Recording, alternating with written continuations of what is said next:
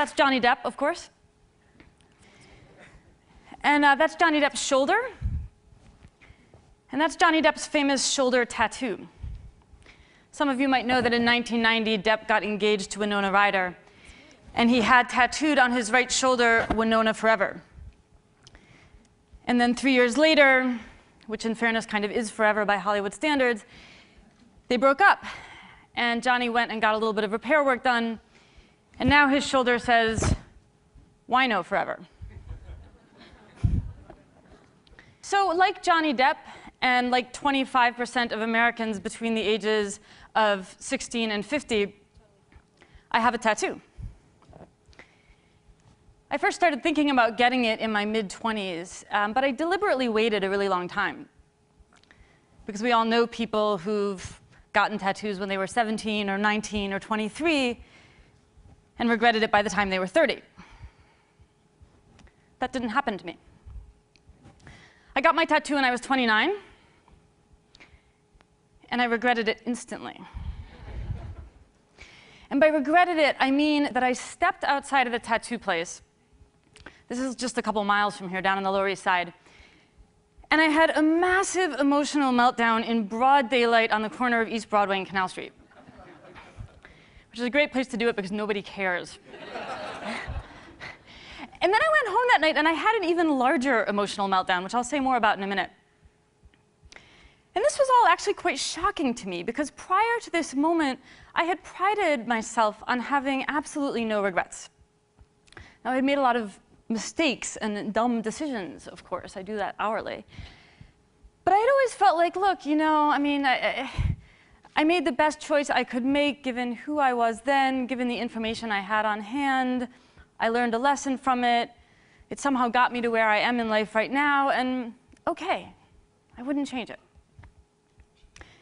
In other words, I had drunk our great cultural Kool-Aid about regret, which is that lamenting things that occurred in the past is an absolute waste of time, that we should always look forward and not backward, and that one of the noblest and best things we can do is strive to live a life free of regrets. This idea is nicely captured by this quote: "Things without all remedy should be without regard. What's done is done." Now, this seems like kind of an admirable philosophy at first, something we might all agree to sign on to, until I tell you who said it. Right, so this is Lady Macbeth basically telling her husband to stop being such a wuss for feeling bad about murdering people. And as it happens, Shakespeare was onto something here, as he generally was, because the inability to experience regret is actually one of the diagnostic characteristics of sociopaths. It's also, by the way, characteristic of certain kinds of brain damage. So people who have damage to their orbital frontal cortex seem to be unable to feel regret in the face of even obviously very poor decisions. So if, in fact, you want to live a life free of regret, there is an option open to you. It's called lobotomy. But if you want to be fully functional and fully human and fully humane, I think you need to learn to live not without regret, but with it. So let's start out by defining some terms. What is regret? Regret is the emotion we experience when we think that our present situation could be better or happier if we had done something different in the past. So in other words, regret requires two things. It requires, first of all, agency. We had to make a decision in the first place. And second of all, it requires imagination. We need to be able to imagine going back and making a different choice, and then we need to be able to kind of spool this imaginary record forward and imagine how things would be playing out in our present. And in fact, the more we have of either of these things, the more agency and the more imagination with respect to a given regret, the more acute that regret will be. So let's say, for instance, that you're on your way to your best friend's wedding, and you're trying to get to the airport, and you're stuck in terrible traffic, and you finally arrive at your gate, and you've missed your flight. You're going to experience more regret in that situation if you missed your flight by 3 minutes than if you missed it by 20. Why? Well, because if you miss your flight by 3 minutes, it is painfully easy to imagine that you could have made different decisions that would have led to a better outcome. I should have taken the bridge and not the tunnel. I should have gone through that yellow light. These are the classic conditions that create regret. We feel regret when we think we are responsible for a decision that came out badly, but almost came out well. Now, within that framework, we can obviously experience regret about a lot of different things. This session today is about behavioral economics, and most of what we know about regret comes to us out of that domain. We have a vast body of literature on consumer and financial decisions and the regrets associated with them. Buyer's remorse, basically. But then finally, it occurred to some researchers to step back and say, well, OK, but overall, what do we regret most in life? Here's what the answers turn out to look like. So top 6 regrets, the things we regret most in life. Number 1, by far, education. 33% of all of our regrets pertain to decisions we made about education. We wish we'd gotten more of it. We wish we'd taken better advantage of the education that we did have. We wish we'd chosen to study a different topic. Other very high on our list of regrets include career, romance, parenting, various decisions and choices about our sense of self, and how we spend our leisure time. Or actually, more specifically, how we fail to spend our leisure time. The remaining regrets pertain to these things: finance, family issues unrelated to romance or parenting, health, friends, spirituality, and community. So in other words, we know most of what we know about regret by the study of finance, but it turns out when you look overall at what people regret in life, you know what? Our financial decisions don't even rank. They account for less than 3% of our total regrets. So if you're sitting there stressing about large cap versus small cap, or company A versus company B, or should you buy the Subaru or the Prius, you know what? Let it go. Odds are you're not going to care in 5 years. But for these things that we actually do really care about and do experience profound regret around, what does that experience feel like? Well, we all know the short answer, right? It feels terrible. Regret feels awful. But it turns out that regret feels awful in 4 very specific and consistent ways. So the first consistent component of regret is basically denial. When I went home that night after getting my tattoo, I basically stayed up all night, and for the first several hours, there was exactly one thought in my head, and the thought was, make it go away. This is an unbelievably primitive emotional response. I mean, it's right up there with, I want my mommy. And we're not trying to solve the problem. We're not trying to understand how the problem came about. We just want it to vanish. The second characteristic component of regret is a sense of bewilderment. So the other thing I thought about there in my bedroom that night was, how could I have done that? What was I thinking? It's this real sense of alienation from the part of us that made a decision we regret.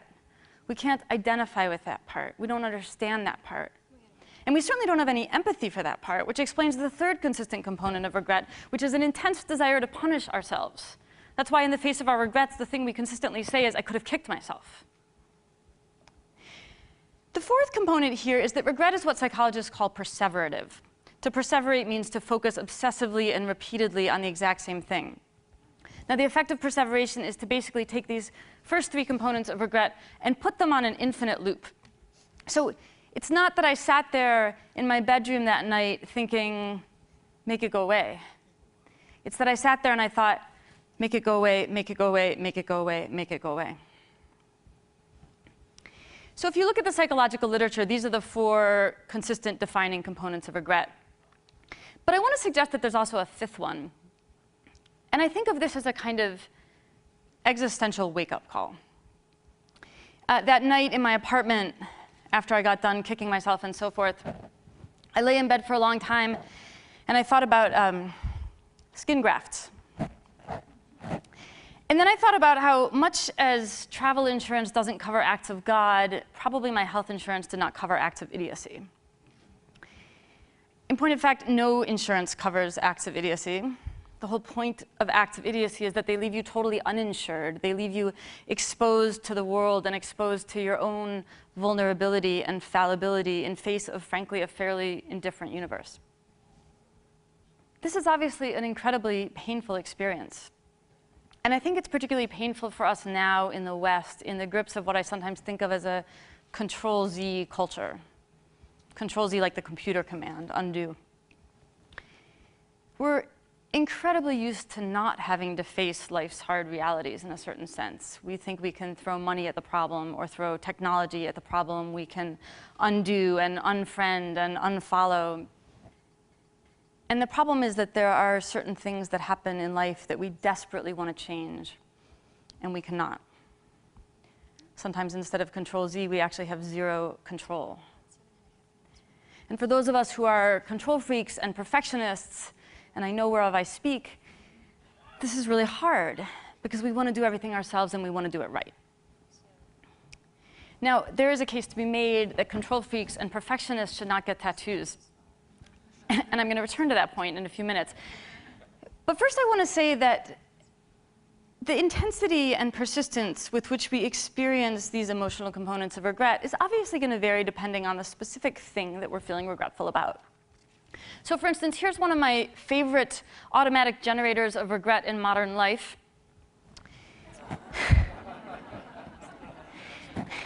Right, and the amazing thing about this really insidious technological innovation is that even just with this one thing, we can experience a huge range of regret. You know, you can accidentally hit reply all to an email and torpedo a relationship. Or you can just have an incredibly embarrassing day at work. Or you can have your last day at work. And this doesn't even touch on the really profound regrets of life.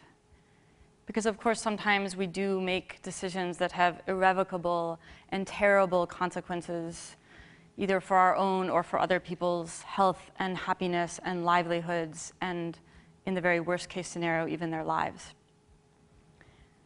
Now, obviously, those kinds of regrets are incredibly piercing and enduring. I mean, even the stupid reply all regrets can leave us in a fit of excruciating agony for days. So how are we supposed to live with this? I want to suggest that there's 3 things that help us to make our peace with regret. And the first of these is to take some comfort in its universality. If you Google regret and tattoo, you will get 11.5 million hits. The FDA estimates that of all the Americans who have tattoos, 17% of us regret getting them. That is Johnny Depp and me and our 7 million friends. And that's just regret about tattoos. We are all in this together. The second way that we can help make our peace with regret is to laugh at ourselves.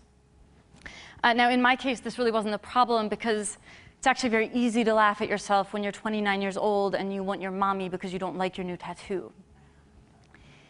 But it might seem like a kind of cool or glib suggestion when it comes to these more profound regrets. I don't think that's the case, though. All of us who've experienced regret that contains real pain and real grief understand that humor, and even black humor, plays a crucial role in helping us survive.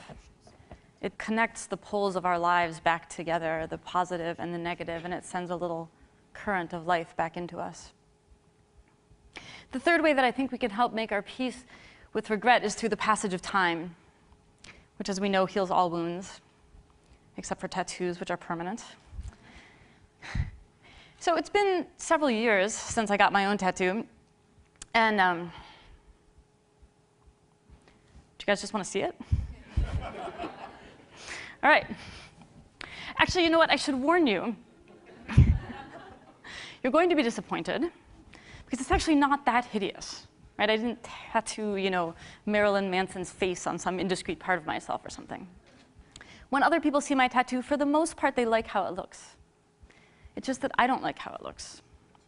And as I said earlier, I'm a perfectionist. But I'll let you see it anyway.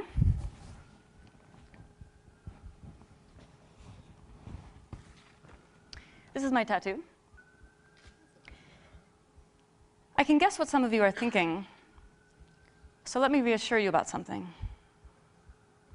Some of your own regrets are also not as ugly as you think they are. I got this tattoo because I spent most of my 20s living outside of the country and traveling. And when I came and settled in New York afterwards, I was worried that I would forget some of the most important lessons that I learned during that time. Specifically, the 2 things I learned about myself that I most didn't want to forget was how important it felt to keep exploring, and simultaneously how important it is to somehow keep an eye on your own true north. And what I loved about this image of the compass was that I felt like it encapsulated both of these ideas in one simple image.